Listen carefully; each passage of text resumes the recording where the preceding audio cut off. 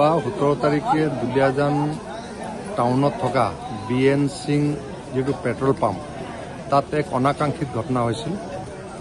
17 তাৰিখে মোৰ হোৱাটছএপত দুটা ভিডিঅ' পঠোৱা হৈছিল আৰু এগৰাকী ছোৱালী কোন আমি মই নাজানো কান্দি কান্দি কৈছিল আমাক বচাওক আমাক বচাওক আমাক বচাওক আৰু ভিডিঅ'টো দেখাৰ লগে লগে মই সুধিছো কি হ'ল তেওঁ কৈছে নাই আমাক বচাওক আৰু আমাক প্ৰটেকশ্যন লাগে তেতিয়ালে মই একো গম নাপালো। ভিডিঅ'টো অলপ দেৰি চোৱাৰ পিছত দেখিলো যে তাত বহুকেইটা ল'ৰা তাৰ চেম্বাৰত সোমাইছে আৰু তাত এটা অনাকাংক্ষিত পৰিৱেশ সৃষ্টি কৰিছে। তাত মাৰ পিট হৈছে, তাত ব্লিডিং হৈছে, ভিডিঅ'ত ইতিমধ্যে আহিছে তাৰ মানুহ মাৰিছে আৰু এই কথাটো গম পোৱাৰ লগে লগে মই পুলিচ প্ৰশাসনক জনাইছো যে এনেকৈ এটা ঘটনা হৈছে, ইমিডিয়েট এটা ব্যৱস্থা ল'ব লাগে।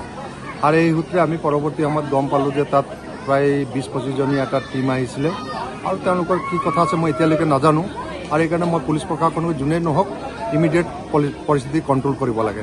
পুলিচে তেওঁৰ মতে ব্যৱস্থা গ্ৰহণ কৰিছে আৰু মই ডিব্ৰুগড় DC আৰু SP-কো বিষয়টো জনাইছিলোঁ আৰু তেওঁলোকে সেইমতে কাম কৰিছে। এতিয়া কথাটো হ'ল শংকৰজ্যোতি বৰুৱা সদৌখন ছাত্ৰ সন্থাৰ সাধাৰণ সম্পাদক আছিল, বৰ্তমান প্ৰাক্তন সাধাৰণ সম্পাদক বুলি আমি জানো।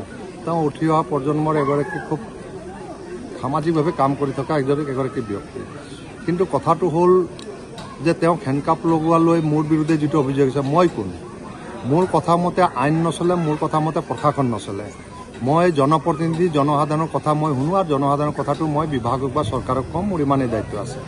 শেহতীয়াভাৱে প্ৰচাৰ মাধ্যমত গম পাইছোঁ বিভিন্নজনে মোকো দোষাৰোপ কৰিছে যে মই বোলে, গতিকে হেণ্ডকাপ লগাব নলগাব সেইটো আইনৰ ছাত্ৰ ক'ব পাৰিব আৰু আইনজ্ঞসকলে ক'ব বা আমাৰ বিচাৰ জাজেসকলে ক'ব, জুডিচিয়েল ব্যৱস্থাটোৱে ক'ব। ইতিমধ্যে মুখ্যমন্ত্ৰীও এটা ৰিকুৱেষ্ট কৰিছে বা নিৰ্দেশ দিছে যে তেওঁ হেণ্ডকাপ লগাব নালাগে। কিন্তু মই ভাবোঁ যে এনে যদি কিবা ব্যৱসায় কাৰণে যদি তাত সংঘাত আছে বা অন্য কিবা কাৰণত সংঘাত আছে, অসম চৰকাৰৰ প্ৰশাসন আছে, এগৰাকী DC আছে, ডিষ্ট্ৰিক্ট কমিশ্যনাৰ আছে, তাতকৈ সহজে পাব পৰা ডিষ্ট্ৰিক্ট কমিশ্যনাৰ আছে। আমি তেওঁলোকৰ সহায়টো নল'লোঁ কিয়? তেওঁলোকৰ সহায় লৈ তেওঁলোকক আবেদন যদি কৰিলোহেঁতেন তেওঁলোকে নিশ্চয় ব্যৱস্থা ল'লেহেঁতেন। আৰু যদি মই ভাবোঁ যে মইতো প্ৰায় 2.5 লাখ মানুহৰ কাৰণে মই প্ৰতিনিধি, মোৰ কাৰণে সকলোৱে মোৰ, গতিকে প্ৰত্যেকৰ কথা মই শুনো। সদায় ৰাতিপুৱা মোৰ তাত যি মানুহে আহক, শাসক বিৰোধী কথা নাই, আহে মোৰ কথা শুনো আৰু চৰকাৰক জনাওঁ বা বিভাগসমূহ জনাওঁ, কামবিলাক কৰোঁ। গতিকে মই ভাবোঁ এই কেছটোত মই কোনো ধৰণে জড়িত নাই। আৰু BN সিং মই ডিপুটোৰ নামহে জানো, কিন্তু যোৱাকালি যেতিয়া কথাবিলাক হোৱাৰ পিছত মই অলপ অধ্যয়ন কৰিলোঁ যে প্ৰথম BN সিং, তাৰপিছত RK সিং আৰু এজনৰ নাম আহিছে যিটো মই নামটো নাজানো। তাৰ পৰৱৰ্তী সময়ত কিবা কিবি হৈছে, এইখিনি বেলেগ কথা। গতিকে ব্যৱসায় সম্পৰ্কে কিবা আছে, সংঘাত আছে, IOCL-ৰ গাইডলাইন আছে, কিবা আছে, তেওঁলোকে সেইটো কৰক। মাটিৰ কথা কৈছে, অল ইণ্ডিয়াৰ মাটি কিবা, এইটো মই নাজানো। যদি তেনেকৈ অবৈধভাৱে কোনোবা মাটি দখল কৰিছে তেওঁলোকে DCৰ সহায় লওক, তেওঁলোকে উচ্ছেদ কৰিব, কিবা কৰিব। গতিকে এইবিলাকত কোনো জড়িত নহয়। কিন্তু বিধায়ক হিচাপে স্বাভাৱিকতে মই ভাবোঁ প্ৰতিগৰাকী ব্যৱসায়ী, এই যিকোনো জাতি জনগোষ্ঠী ভাষা ধৰ্মৰেই নহওক, তেওঁলোকক সুৰক্ষা দিয়াটো অসম চৰকাৰৰ দায়িত্ব, প্ৰশাসনৰ দায়িত্ব। প্ৰত্যেকজন ব্যৱসায়ী ইয়াত ৰাতিপুৱাৰ পৰা আধা ৰাতিলৈকে তেওঁলোকে পৰিশ্ৰম কৰে, দুবেলা দুপুঠি অৰ্জন কৰে। গতিকে তেওঁলোকে শান্তিপূৰ্ণভাৱে যাতে ব্যৱসায় কৰক আৰু ব্যৱসায় যাতে পিচফুল হয় তাৰ কাৰণে নিশ্চিত কৰাটো আমাৰো দায়িত্ব আছে। গতিকে কথাটো ইমানেই। এতিয়া গম পাইছোঁ যে শংকৰজ্যোতি বৰুৱাক গ্ৰেপ্তাৰ কৰিছে, কিন্তু মই ভাবোঁ যে শংকৰজ্যোতি বৰুৱাক যদি অকলে গ্ৰেপ্তাৰ কৰিছে, কি কাৰণে কৰিছে মই সেইটোও নাজানো, কিন্তু তাৰ লগত জড়িত থকা বুলি কৈছে।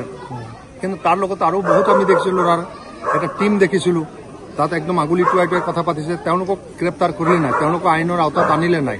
মই এইকাৰণে গোটেই কথাটো যেতিয়া আজি প্ৰচাৰ মাধ্যমত দেখিছোঁ যে পুলিচৰ ওপৰতো অলপ এলিগেশ্যন আহিছে, সেইকাৰণে মই যোৱাকালিয়েই আমাৰ ডিব্ৰুগড় DCক মই টেলিফোনৰ যোগেদি জনাইছোঁ যে এই কেছটো মোক যদি এটা মেজিষ্ট্ৰিয়েল এনকুৱাৰী লাগে। আৰু মই ইতিমধ্যে যোৱাকালি এটা চিঠি মই DCক পঠিয়াইছোঁ আৰু DCয়ে মোক কথা দিছে যে মই এইটো মেজিষ্ট্ৰিয়েল এনকুৱাৰী কৰাম আৰু যোনে দুখী নহওক, মই দুখী হ'লে মোৰ ওপৰতো একশ্যন হ'ব লাগে। কাৰণ আজিৰ তাৰিখত আতংক বা অশান্তি কোনো নিবিচাৰে। মাননীয় মুখ্যমন্ত্ৰী ডক্টৰ হিমন্ত বিশ্ব শৰ্মা ডাঙৰীয়া বাৰে বাৰে কৈছে উন্নয়ন যদি সম্ভৱ কৰিবলৈ হ'লে শান্তি লাগিবই।